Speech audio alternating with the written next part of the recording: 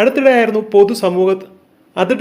അടുത്തിടെയായിരുന്നു പൊതുവേദിയിൽ വെച്ച് തന്നെ വളരെ മോശമായ രീതിയിൽ പല കമന്റും അടിച്ച് ബോച്ചെ നിരന്തരമായി ശല്യപ്പെടുത്തുന്നുവെന്നും സ്ത്രീത്വത്തെ അപമാനിക്കുന്നു എന്ന് പറഞ്ഞ് നടി ഹണി റോസ് ബോബി ചെമ്മണ്ണൂറിനെതിരെ പരാതിയുമായി രംഗത്ത് വന്നിരുന്നു. എന്നാൽ ഇത്രയും നാൾ മൗനം പാലിച്ച ബോബി ചെമ്മണ്ണൂർ ആദ്യമായി പ്രതികരിച്ചെത്തിയിരിക്കുകയാണ് ഇപ്പോൾ.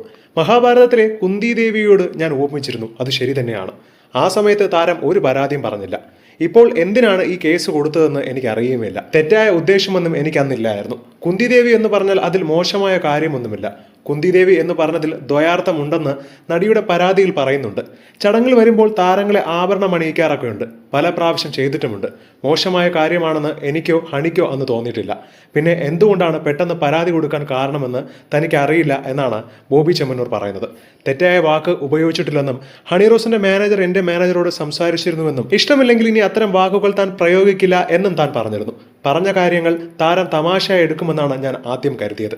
എന്റെ വാക്കുകളെ പലരും സമൂഹ മാധ്യമങ്ങളിൽ മറ്റൊരു രീതിയിൽ പ്രയോഗിച്ചതാകാം പരാതിക്ക് ഇടയാക്കിയത് എന്നും ബോബി ചെമ്മണ്ണൂർ പറയുന്നുണ്ട്. എന്തായാലും ഹണി റോസിന്റെ പരാതിയെ തുടർന്ന് ബോബി ചെമ്മണ്ണൂരിനെ ഉടനെ തന്നെ കസ്റ്റഡിയിൽ എടുക്കും എന്നാണ് അറിയാൻ സാധിച്ചിരിക്കുന്നത്. ജാമ്യമില്ലാ വകുപ്പ് പ്രകാരമാണ് ഇപ്പോൾ ബോച്ചയ്ക്കെതിരെ കേസെടുത്തിരിക്കുന്നത്.